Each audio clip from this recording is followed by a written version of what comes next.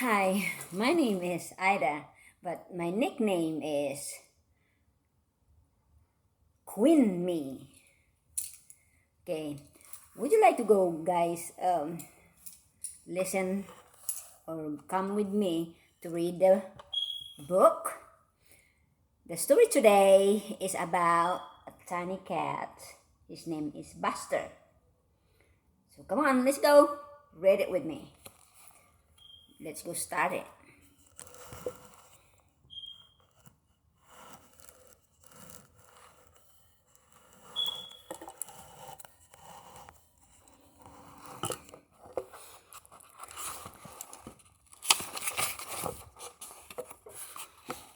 Buster and his sisters were born in a box at the back of a garage. The three sisters were fluffy and pretty, and the brother was sleek and black. Buster had a square head and a crooked white snip on his nose. His fur was as orange as marmalade on warm toast. Their mother licked them, clean, feed them, and look after them so well that their cardboard box was as good a home as the confessed cat basket. The kitten learned to open their eyes and look all around. They learned to wash their face and paws clean with their scratchy tongues. And the mother cat kept them secret and safe. One day, when the kitten were just old enough to walk and tumble and play, the mother cat led them out of the box to explore the world beyond the garage. But as each tiny kitten came blinking out into its first bright sunlight, a hand grabbed it and dumped it into a sack. Mother cat yowled and kitten smiled, but the sack was dropped into a car and the mother cat was left behind. The car drove down a long road while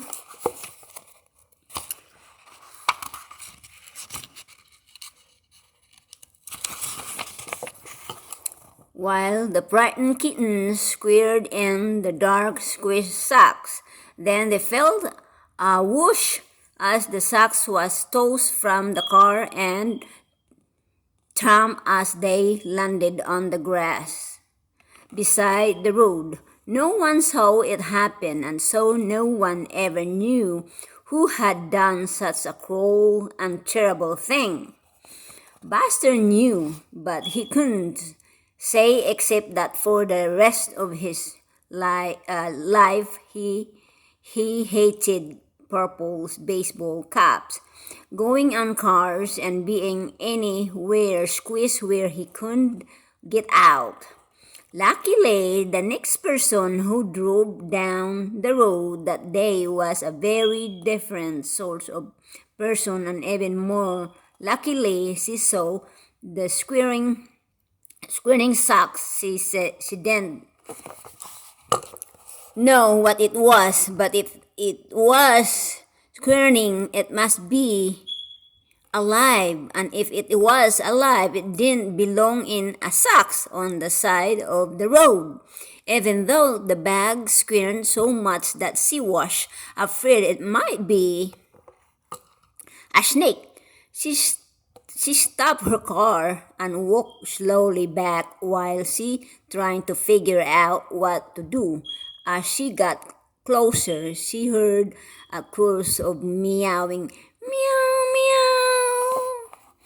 The woman sprinted to the sacks and tripped it open. She was furious, and whoever had dumped the kitten sad for how scared they were, and so happy that she had found them. She wanted to take them all home, give them enough love and kindness that they would never be frightened again.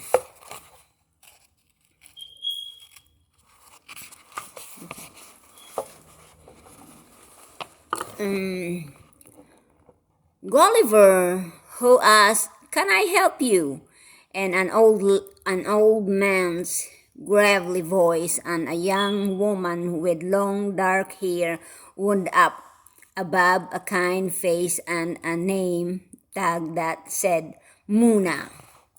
The woman whose rescue the kitten told Muna that the story she was still angry and had she described finding the bag on the side of the road. "Of course, we'll look after the kittens," Muna said, and went out to the car with the woman. The woman picked up Buster's. "Brother, this is the one I'm keeping." Mona reached in and to gather up the other kittens. Three pretty fluffy gray kittens meowed, meow, meow, and snuggled into her arms. The orange kitten with the square head scratched and left out of the car. Mona put the other kittens down again and raced after Buster's. "Here, kitty, kitty," she called. The woman who found them raced after her. "Here, kitty, kitty." Buster then listened. He raced down Rainbow Street and across someone's front lawn. A big dog roared at him. Grrr, from behind a fence, and Buster streaked up the nearest tree. It was a huge old oak tree, the tallest tree on the block. Mona and the other woman looked up and up and meow, meow. They heard from the high end the tree. Muna began to climb up. She'd been rescued again animal since she was 8 years old, and sometimes climbing tree was the only way to do it. She scrambled up to the Buster's branch and caught and murmured till Bee wiggled close enough that she could grab him and take him safely down. The man in the house behind the oak tree took a picture of Muna and rescuing the kitten and sent it to the newspapers. People who wanted a cat came to the Rainbow Street Animal Shelter to see the feisty orange kitten. They had read about it. Yeah. This is Muna and this is Buster. Okay, Buster say meow meow, and the Muna see calling the kitten. Now, the newspaper, but when they got there, they saw Buster's pretty fluffy sister. What adorable kitten! They always said, and one after the other.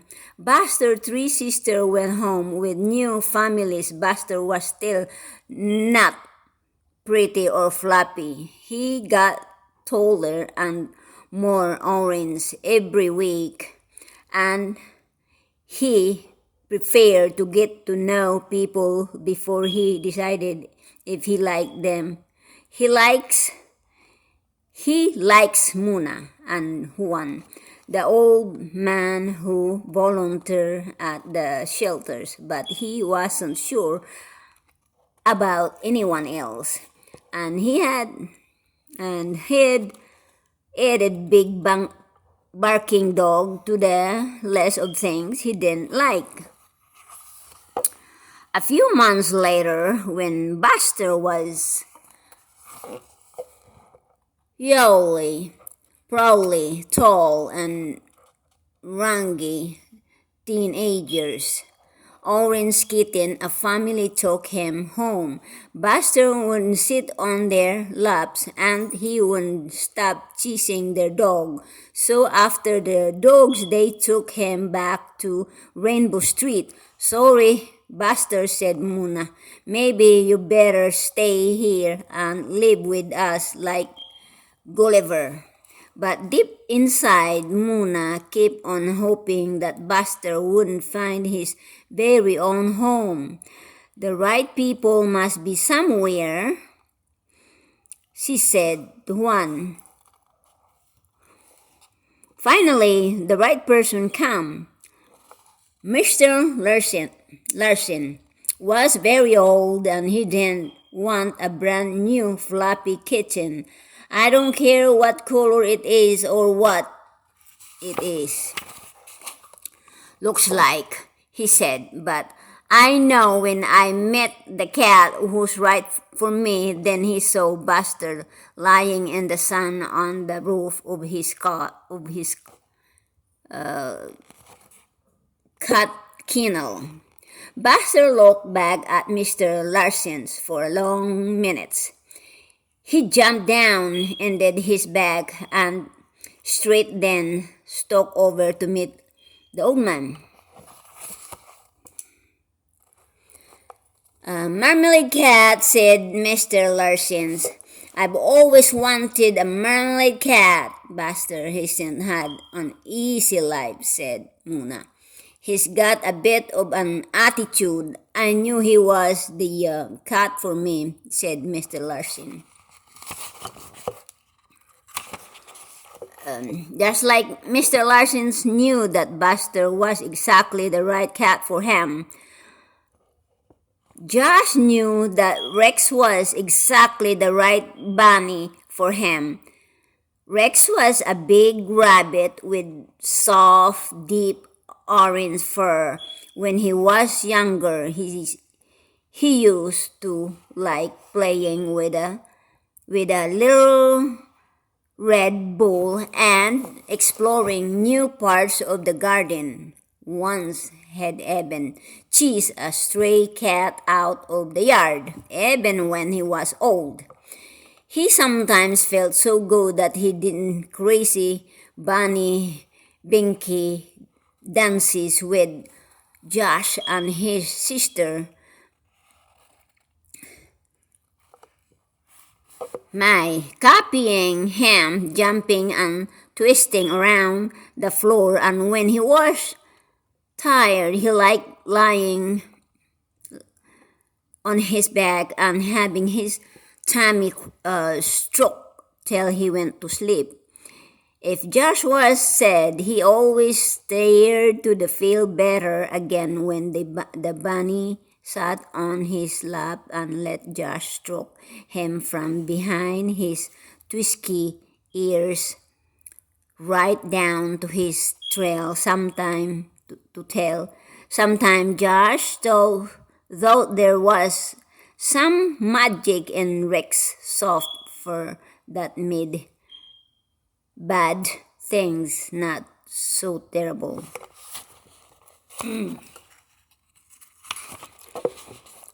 Rick wasn't just Josh. Rabbit Mrs. Lee had him before she even met Mr. Lee.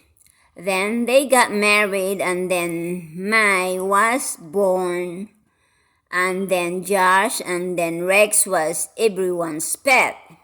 He had his own huts to sleep in for and nice day he had a cage in the backyard that Josh and Mai moved around, so he always had a fresh patch of grass to nibble. On cold, rainy days, he stayed inside and lolloped around the family room and kitchen. When he was inside, he had a little tree and the behind. Hindi ko mabasa ito ay. Hold on.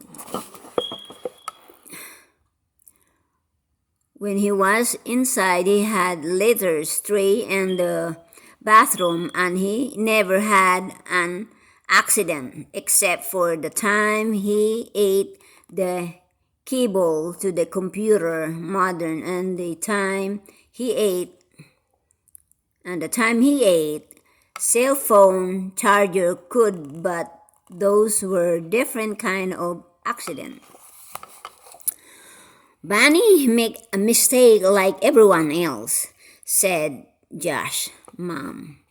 Rex never made those sorts of mistakes anyone anymore. In these last few months, Rex had sustained changes still length to have his tummy stroke and tickle, but he hoped Sue always was barely a bunch, and he never did it his binky dancy anymore. But it was exactly the same orange marmalade color as Rex and Josh thought that was the most perfect colors an animal friend could be. It was also the only cat ever seen walking on a leash. "And never catch him if I let him loose," said the old man. "He chased every dog. He chased right down the bins and back again. Dog don't know what to do when they were busters coming." Josh didn't see the cat again for a long time, but he liked to think about him. There was something wild and crazy about giant cat that chased dogs, as if he didn't even know that he was a cat. Sometimes Josh felt wild and crazy, but he didn't know if he was brave.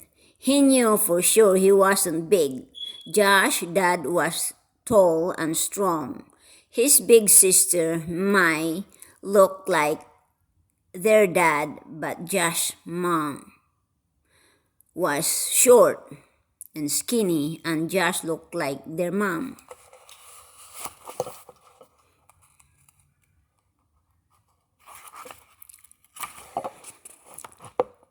This year, Mai was going to middle school, and Josh was going to walk to school by himself.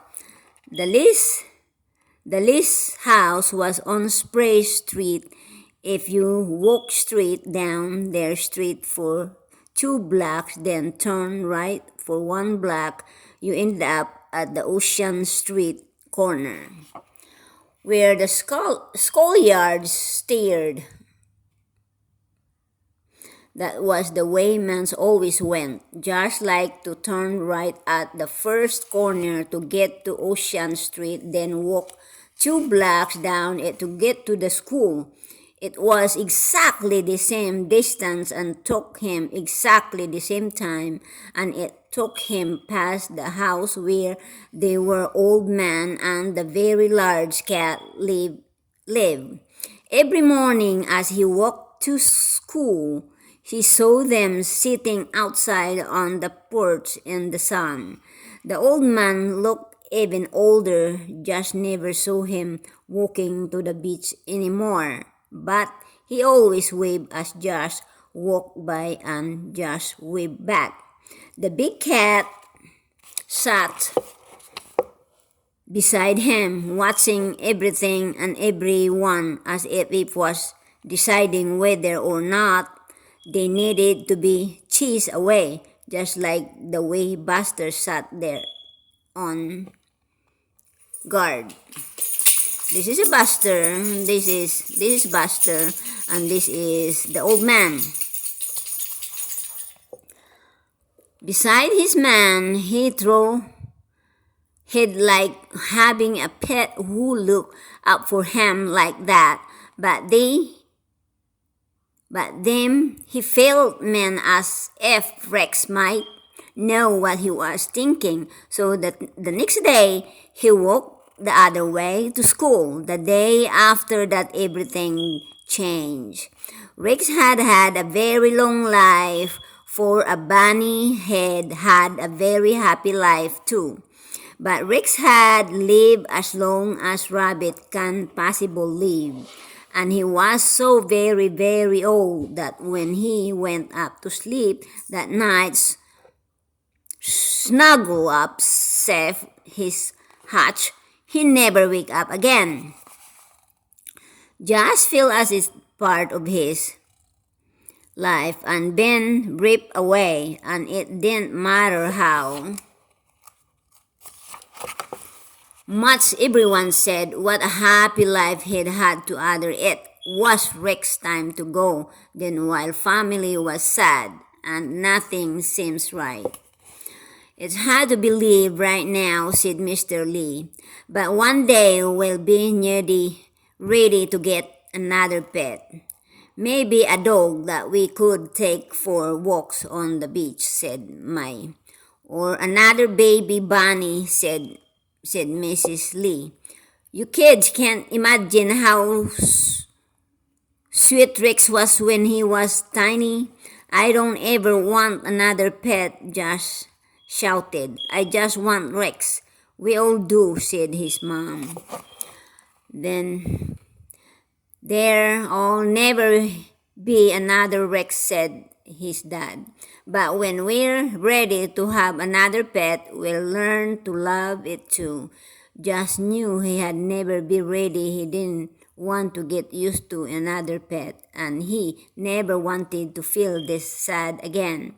It wasn't worth loving anything if it's made you feel this bad when it died. Now Josh didn't want to meet anyone with a pet. He walked the other way to school so that he didn't have to see Mr. Larson and Buster. And he definitely didn't want to go to the first Monday of the month assembly. That was when Hannah stood up in front of the whole school to do a story about lost animal wasn't going to make him feel any better at all. Maybe he'll catch a cold, and he too said to go to school. Just thought he started pricing him something just in case. It was scariest night of Buster's life. It was as scarier than being dumped out of a car, being chased by big dogs, or being stuck at the top of a tall tree. It started just like every other night. Mr. Larson and Buster sat out on the porch after dinner till it was dark, then went inside and watched TV till bedtime. TV watching was the only time Buster sat on Mr. Larson's lap. His pearl started off as a whispery hand, but as the old man's hand stroked the thick fur from the top of his head down his back to the start of his tail, Buster fur rumble and louder. After a few minutes, his whole body thrown, and he sounded like fishing boat heading out to sea. At bedtime, as Buster twined lovingly around his legs, Mr. Larson made himself a mug of tea and poured a bit of milk into Buster's saucer's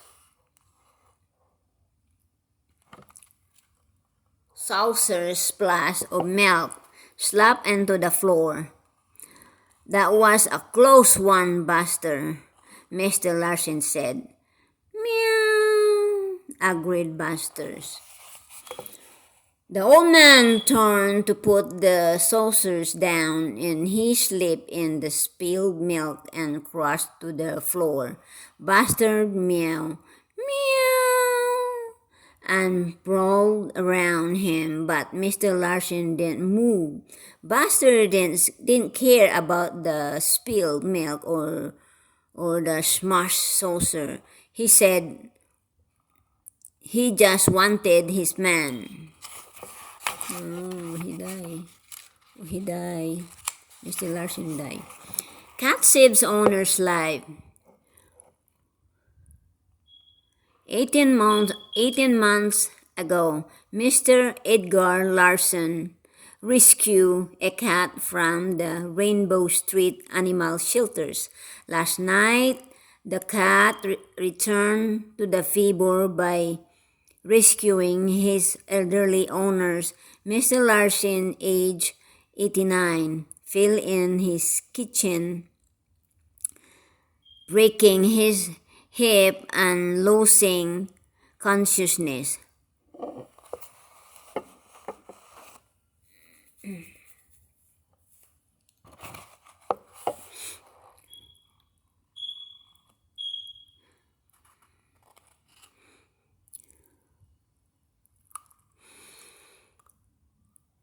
Our reporters interview Mr. Larson from his hospital bed.